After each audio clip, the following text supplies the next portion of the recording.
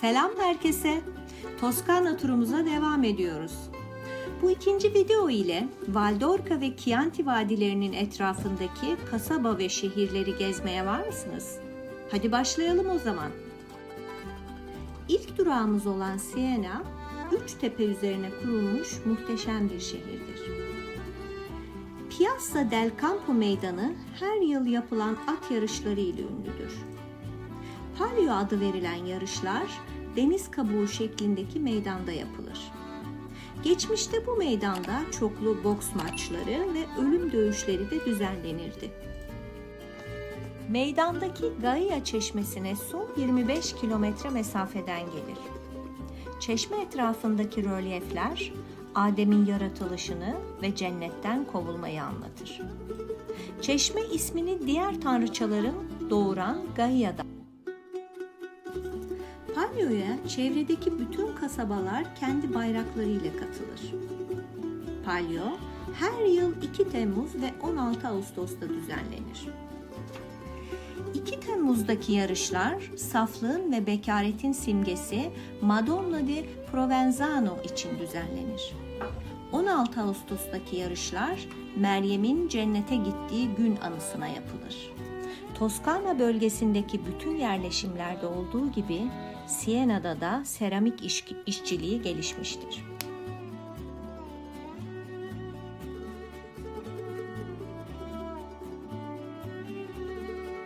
Siena Katedrali, gotik mimarisinin eşsiz bir örneğidir.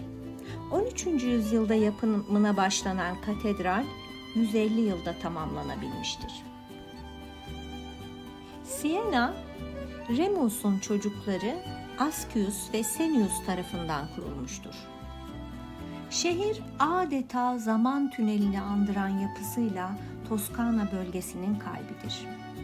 4 ülkeden geçen ünlü Francigena yolu üzerinde kurulan Siena, tarım, sanayi ve bankerlik yoluyla hızlı bir gelişim göstermiştir.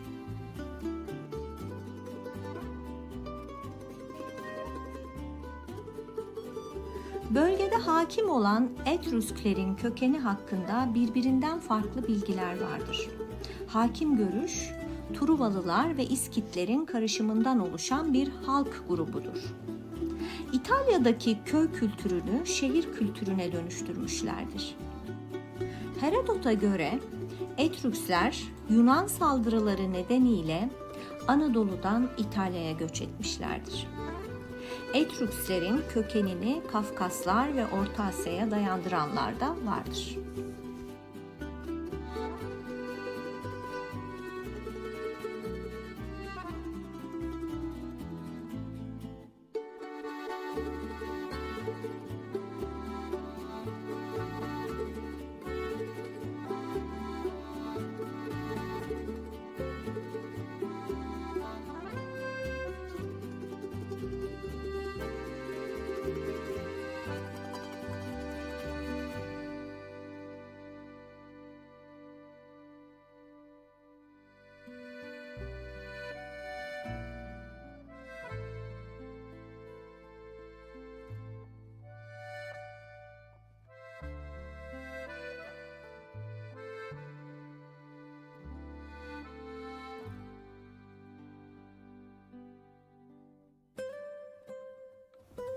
Ve Montalcino'dayız.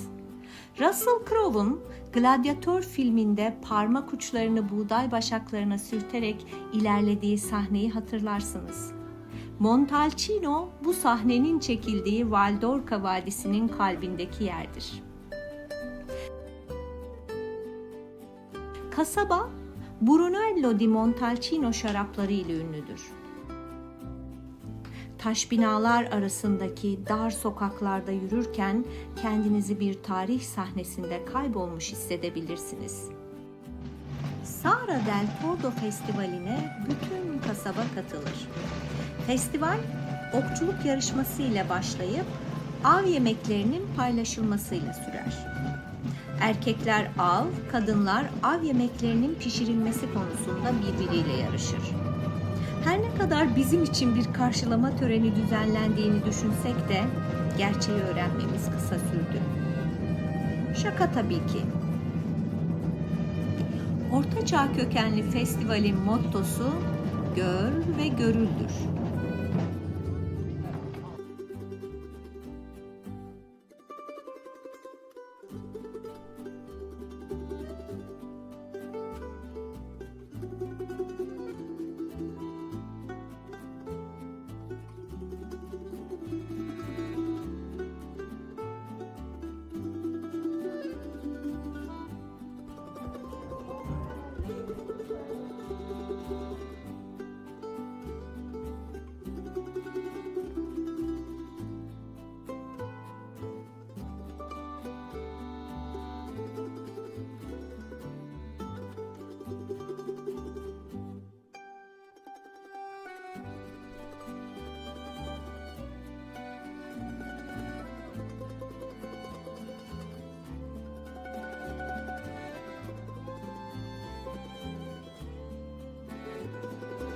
Yeni durağımız Toskana'nın ruhunu yansıtan yerleşimlerden birisi olan Pienza'dır. Görmüş olduğunuz Pienza Katedrali, Meryem'in göğe yükselişine adanmıştır.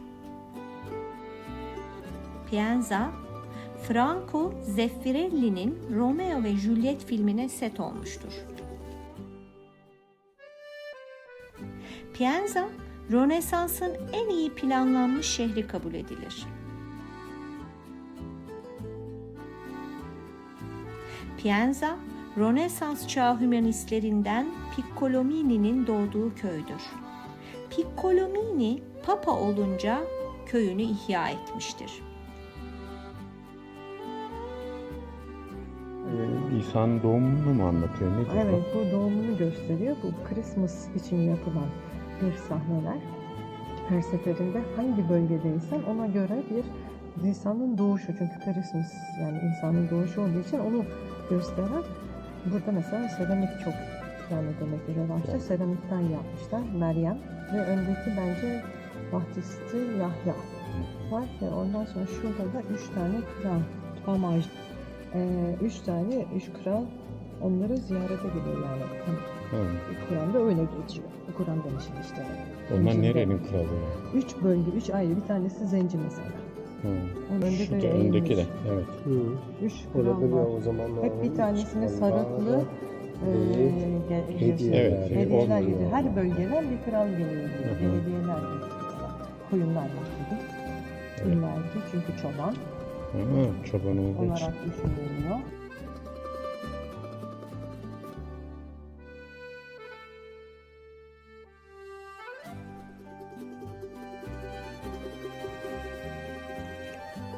Bütün Toskana'da olduğu gibi Pienza çevresinde de ikonik serviara ağaçları görsel bir şölen oluşturur.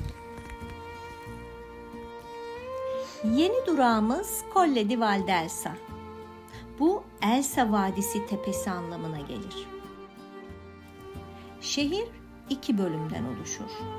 Tepede tarihi merkez, aşağıda ise yeni şehir bulunur. Dünya kristal, cam, eşya ve sanat eseri üretiminin %15'i burada yapılır.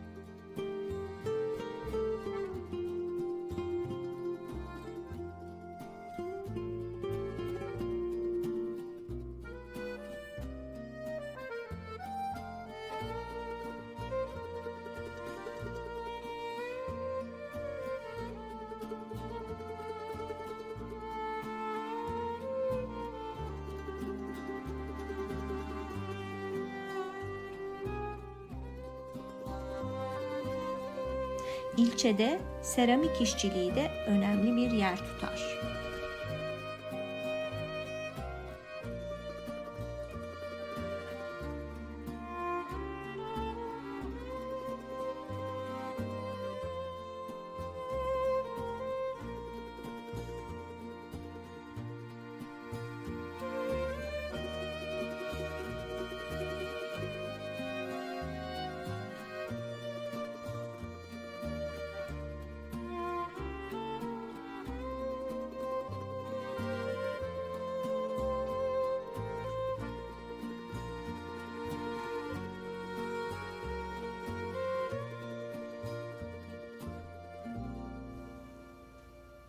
Dar sokakları, Rönesans sarayları ve 13. yüzyıldan kalma şarap mahzenleri ile harika korunmuş bir ortaçağ kasabasıdır Montepulciano.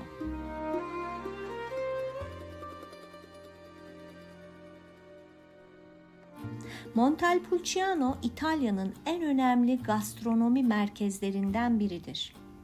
Yöresel peynirleriyle birlikte meşhur Nobile di Montepulciano şarabını tadabilirsiniz.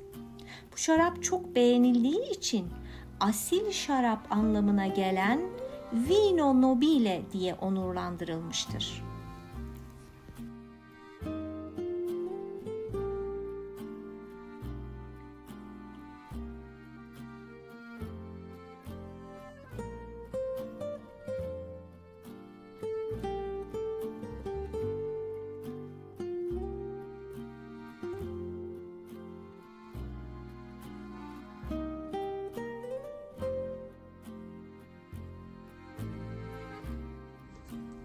Piazza Grande harika bir mimari ile çevrelenmiştir. Akşam için güzel bir opera gösterisi vardı. Ancak bizim vaktimiz yoktu maalesef.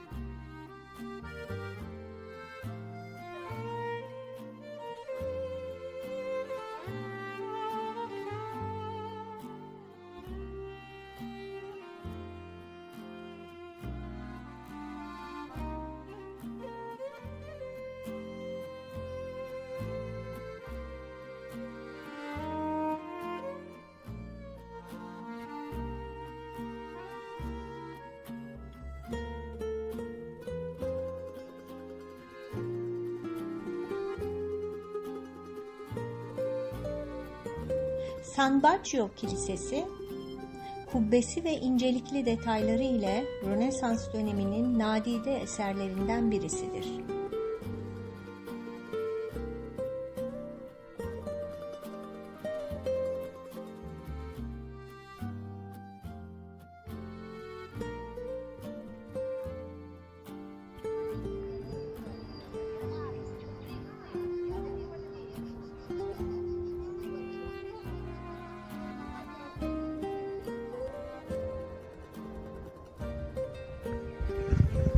Tarihi dokusu ve güzelliği bakımından diğer Toskana kasabalarından bir farkı olmasa da pek bilinen bir yer değildir Montichiello.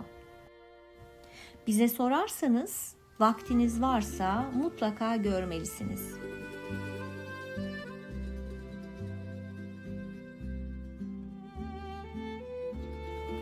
Monticello'da Teatro Povero di Monticello diye adlandırılan ve dilimize fakir tiyatrosu diye çevrilebilecek bir etkinlik vardır. Bu etkinlikte tiyatro oyunları halka açık sergilenir. Tatil programınızı tiyatro festivaline denk getirirseniz harika bir görsel şölene tanıklık edebilirsiniz.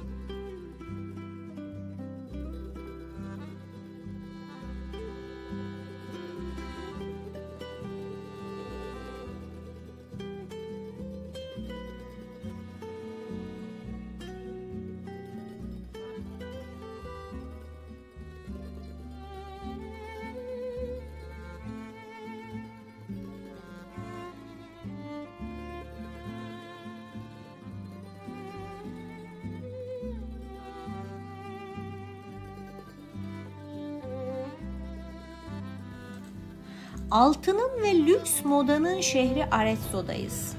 Şehrin girişinde bizi Arezzo Kimerası karşıladı. Yunan mitolojisinde geçen korkunç yaratıklar Ortaçağ Avrupa'sında da kendisini göstermeye başlamıştır. Arezzo Kimerası, Etrüks sanatının en bilinen örneklerindendir. Heykelin orijinali Floransa Arkeoloji Müzesi'nde sergilenmektedir. Arezzo birçok sanatçı ve şairin yanı sıra Michelangelo'nun da eviydi. Şehir, San Francesco Bazilikası'nın içindeki freskler ve San Domenica Bazilikası içindeki Cimabue haçı ile ünlüdür. Arezzo en önemli 12 Etrüks şehrinden biridir.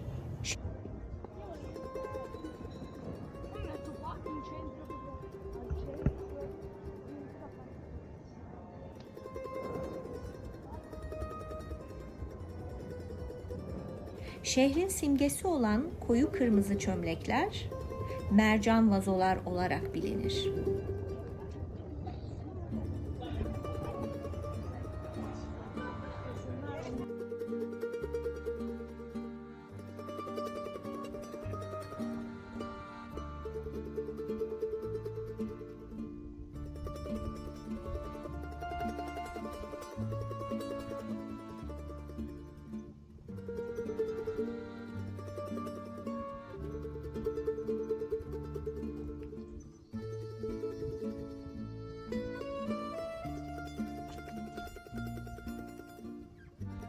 Life is Beautiful filminin birçok sahnesi Arezzo'da çekilmiştir.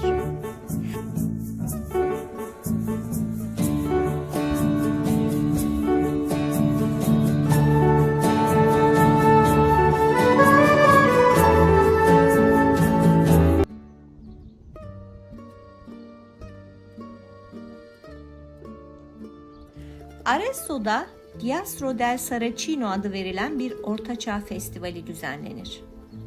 Kasabanın farklı bölgelerinden şövalyeler, Serazen Kralı'nın oyması işlenmiş ağaç hedeflere hücum ederler.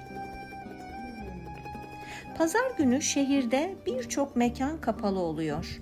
Bu nedenle gezi programı yaparken bunu dikkate almalısınız.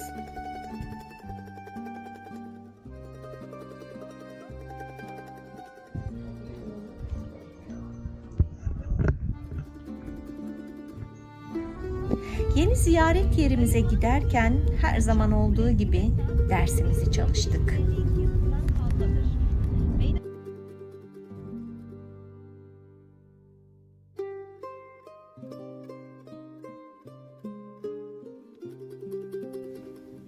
Cortona, Arezzo iline bağlı bir kasabadır. Kasabanın girişinde Toskana bölgesindeki en eski binalarla karşılaşacaksınız.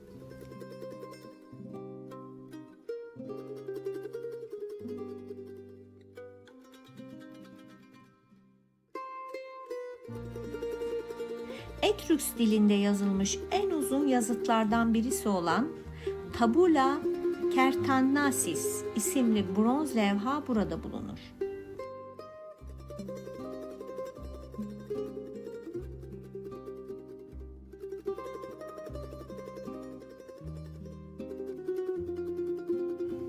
Karakteristik saat kulesi ile Palazzo Comunale şehrin sembolüdür.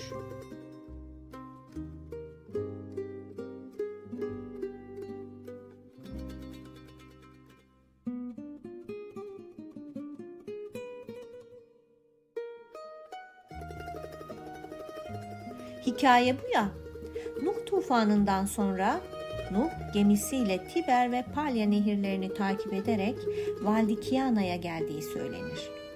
Tufandan sonra Nuh'un soyundan gelen Krano, Cortana'nın bulunduğu tepeye şehri kurmuştur.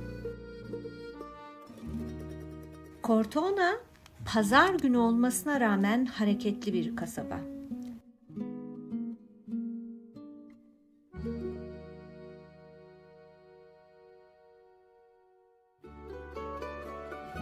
Lokantalarda sunum ve kalite gayet iyiydi.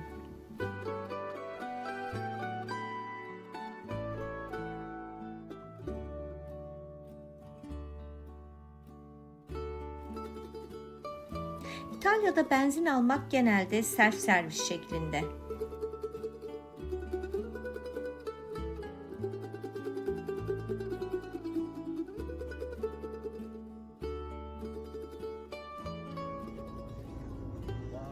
Ve Toskana turumuz bitti. Yeni konaklama yerimiz olan La Spezia'ya doğru yola çıktık. İtalya'nın batı sahillerinde yer alan Cinque Terre ve Portofino'yu gezeceğiz. Bir sonraki videoda görüşmek üzere. Ci vediamo.